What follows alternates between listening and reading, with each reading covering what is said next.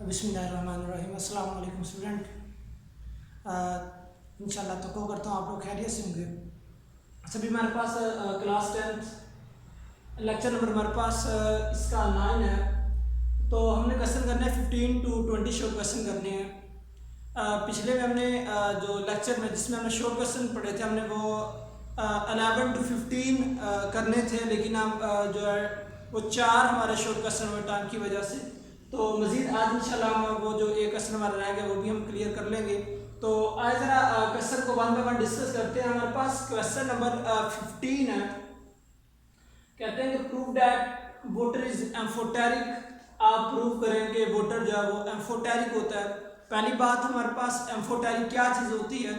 हम कहते हैं कोई भी ऐसी चीज़ जो कि एज आ एसर के तौर पे भी एक्ट करती है और बेस के तौर पे भी एक्ट करती है, वो क्या कहलाती है, वो हमारे पास एम्फोटेरिक कहलाती है।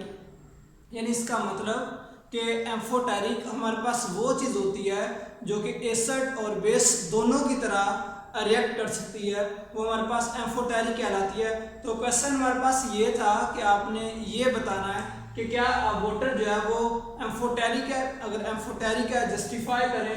आइए ज़रा इसको डिस्कस करते हैं। अच्छा, पहली बात हमारे पास जब हम बात करते हैं एम्फोटेरिक की, तो जो एम्फोटेरिक का जो हमारे पास कंसेप्ट आता है वो ब्रोंस्टन लोरी कंसेप्ट में आता है हमारे पास। ये ब्रोंस्टन लोरी जो है वो उसके मुताबिक जो है वो कहता है एम्फोटेरिक वो चीज़ है जो कि एसिड और बेस के तौर पे दोनों पर रिएक्ट करती है। अच्छा, पहली बात हमारे पास ये आ जाती है कि ब्रोंस्टन लोरी के मुताबिक हमें पता होना चाहिए एसिड क्या चीज़ है, बेस क्या चीज़ है।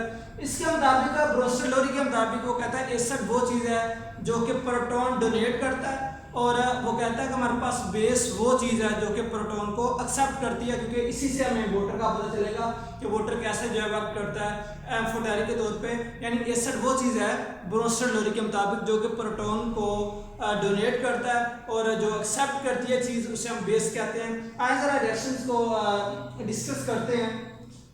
अच्छा, अभी यहाँ पे हमारे पास है HCl वोटर के साथ रिएक्ट कर रहा है। अब यहाँ पे क्या हुआ, HCl में से बाकी Cl नेगेटिव बच गया। इसका मतलब है HCl ने H को निकाल दिया, यानी इसने दूसरे को डोनेट कर दिया। जबकि वोटर था उसका फार्मूला था H2O, लेकिन यहाँ पे H3 हो गया। इसका मतलब है यहाँ पे वोटर ने प्रोटॉन एक्सेप्ट कर लिया। तो इसका मतलब अभी मैंने डेफिनेशन कही थी, मैंने कहा था जो डोनेट करता है वो एसिड के तौर पे काम करता है, और जो प्रोटॉन को एक्सेप्ट करता है बेस के तौर पे काम करता है। चलिए इसी तरह अगर हम नीचे आते हैं, नीचे हम देख रहे हैं वोटर जो है, वोटर जब ये हमारे पास आयनाइज हो रहा है तो ये जाके हाइड्रोक्सिल आयन में कन्वर्ट हो रहा है, और ये हमारे पास जो अमोनिया है NH3 वो NH4+ आयन बन रहा है। इसका मतलब वोटर ने यहाँ पे क्या किया हुआ, प्रोटॉन दिया हुआ है, यहाँ पे अमोनिया ने क्या किया हुआ, प्रोटॉन एक्सेप्ट किया हुआ है, और जो प्रोटॉन देता है वो हमारे पास क्या कहलाता है, एसिड। तो यहाँ पे हमारे पास जिसने प्रोटॉन एक्सेप्ट किया वो हमारे पास क्या कहलाएगी, बेस। तो इसका मतलब है ऊपर वोटर जब बेस के तौर पे काम कर रहा है ऊपर वाले रिएक्शन में, लेकिन नीचे वाले में वो एसिड के तौर पे रिएक्ट कर रहा है, तो इससे साबित होगा कि वोटर इज एम्फोटेरिक। यही क्वेश्चन था कि आपने शो करना है कि वोटर आपके पास एम्फोटेरिक होता है। तो ये हमारे पास क्वेश्चन था कि वोटर इन दो रिएक्शन से प्रूव हो गया कि वोटर इज एम्फोटेरिक। मजीद हमारे पास क्वेश्चन नंबर 16 है। उनका ammonia is Bronsted Lowry base but not Arrhenius base, कि जो हमारे पास अमोनिया वो ब्रोंस्टन लोरी तो बेस है लेकिन आर्हीनियस बेस नहीं है। पहली बात अभी आर्हीनियस के मुताबिक आपको मैं थोड़ा सा बता दूं, आर्हीनियस के मुताबिक बेस वो चीज़ होती है जो कि एक्वा सॉल्यूशन में हाइड्रोक्सिल आयन प्रोड्यूस करती है, जो क्या करती है, जो कि एक्वा सॉल्यूशन में हाइड्रोक्सिल आयन प्रोड्यूस करती है। अच्छा, फॉर एग्जांपल मेरे पास NaOH है, NaOH जब इसको हम क्या करेंगे, जब इसको ये डिसोसिएट होगा एक्वा सॉल्यूशन में तो सोडियम आयन प्रोड्यूस करेगा और हाइड्रोक्सिल आयन प्रोड्यूस करेगा। अब ये जो रिएक्शन है ये आर्हीनियस के मुताबिक ये बेस है, आर्हीनियस के मुताबिक ये जो चीज है ये बेस है। क्यों? क्योंकि ये हाइड्रोक्सिल आयन दे रही है। लेकिन जब हम ब्रोंस्टन लोरी कंसेप्ट की बात करते हैं, ऊपर भी बताया था ब्रोंस्टन लोरी कंसेप्ट के मुताबिक बेस वो चीज होती है जो कि प्रोटॉन एक्सेप्ट करती है। तो उन्होंने कहा कि अमोनिया जो है हमारे पास वो ब्रोंस्टन लोरी तो बेस जो है, लेकिन आर्हीनियस बेस क्यों नहीं है? क्योंकि अभी हमने ऊपर देखा कि अमोनिया ने क्या किया, वो उसने प्रोटॉन को एक्सेप्ट किया, तो इसका मतलब है वो तो ब्रोंस्टन लोरी बेस कहलाएगी, लेकिन उसके पास तो OH है ही नहीं। क्योंकि आर्हीनियस तो कहता है कि आर्हीनियस के मुताबिक वो तो कहता है बेस वो चीज है जो कि हाइड्रोक्सिल आयन देती है, लेकिन अमोनिया के पास तो जो हाइड्रोक्सिल आयन है ही नहीं है, तो कैसे डोनेट कर सकती है? इसी वजह से हम कहते हैं कि अमोनिया हमारे पास ब्रोंस्टन लोरी बेस है लेकिन आर्हीनियस बेस नहीं है, क्योंकि उसके पास तो OH आयन है ही नहीं है। इसी वजह से ये हमारे पास क्वेश्चन हो गया क्लियर। नेक्स्ट हमारे पास क्वेश्चन आ जाएगा। अभी हमारे पास क्वेश्चन है न्यूट्रलाइजेशन रिएक्शन क्या होते हैं according to Lewis concept of acid and bases. Neutralization हमने पीछे भी हमने पढ़ा था, जब हमने पढ़ा था दूसरा एसिड बेस में, तो हमने कहा था कि हमारे पास जब एसिड और बेस आपस में रिएक्ट करते हैं तो उनकी प्रोडक्ट जो होती है वो साल्ट और वाटर होती है। इस रिएक्शन को न्यूट्रलाइजेशन रिएक्शन कहते हैं। लेकिन अभी जब हम यहाँ पे बात करते हैं ना लिवस कांसेप्ट की, जो उन्होंने बात की, उन्होंने एक मेंशन कर दिया है कि आपने इस लॉ में रह के आपने डेफिनेशन लिखनी है, तो इसके मुताबिक हम लिखेंगे the reaction according to Lewis is acceptance and donation of electron pair. उन्होंने कहा कि हमारे पास जो न्यूट्रलाइजेशन रिएक्शन होते हैं लिवस कांसेप्ट के मुताबिक वो डिपेंड करते हैं एक्सेप्टेंस पे और डोनेशन पे ऑफ इलेक्ट्रॉन पेयर, यानी इलेक्ट्रॉन पेयर का लेना और इलेक्ट्रॉन पेयर का देना। और जब ये इलेक्ट्रॉन पेयर दिया जाता है और लिया जाता है उससे क्या होता है, उसके बाद उनके दरमियान कोऑर्डिनेट कोवेलेंट बॉन्ड बन जाता है। इस प्रोसेस को हम कहते हैं न्यूट्रलाइजेशन रिएक्शन, यानी लिवस एसिड का जो है वो इलेक्ट्रॉन का पेयर एक्सेप्ट करना और बेस का इलेक्ट्रॉन का पेयर डोनेट करना, दरमियान में कोऑर्डिनेट कोवेलेंट बॉन्ड का दोनों के दरमियान बन जाना, हमारे पास न्यूट्रलाइजेशन रिएक्शन कहलाता है अकॉर्डिंग टू लिवस कांसेप्ट। अलग मैंने एग्जांपल इस तरह दिया, अमोनिया ये ब्रोम ट्राइफ्लोराइड के साथ रिएक्ट करता है तो इनके दरमियान ये कोऑर्डिनेट कोवेलेंट बॉन्ड बन जाता है। अब रीजन इसमें इलेक्ट्रॉन किसने दिया भी और प्रोटॉन इलेक्ट्रॉन का पेयर किसने दिया और एक्सेप्ट किसने किया।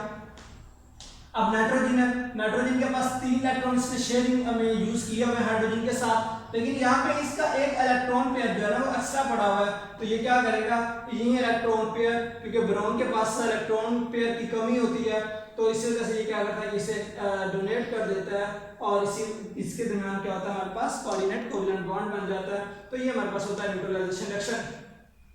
क्वेश्चन नंबर भी हमारे पास 3 है, कैरेक्टरिस्टिक ऑफ लिवस एसिड, क्या इसकी खसूसियात होती हैं लिवस एसिड की।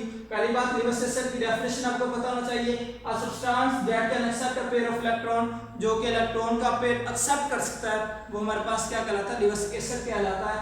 हमारे पास कैरेक्टरिस्टिक की बात हम करते हैं तो पहली हमारे पास आ जाती है, these are molecules in which central atom has incomplete octet. हमारे पास हम कहते हैं कि लिवस एसिड वो चीज होती है जिसका सेंट्रल एटम जो होता है वो इनकम्प्लीट ऑक्टेट रखता है। वो मजीद क्वेश्चन नंबर 19 में मैं बताऊंगा कि BF3 कैसे जो लिवस एसिड के तौर पर काम करती है, उसमें मजीद क्लियर करवा दूंगा।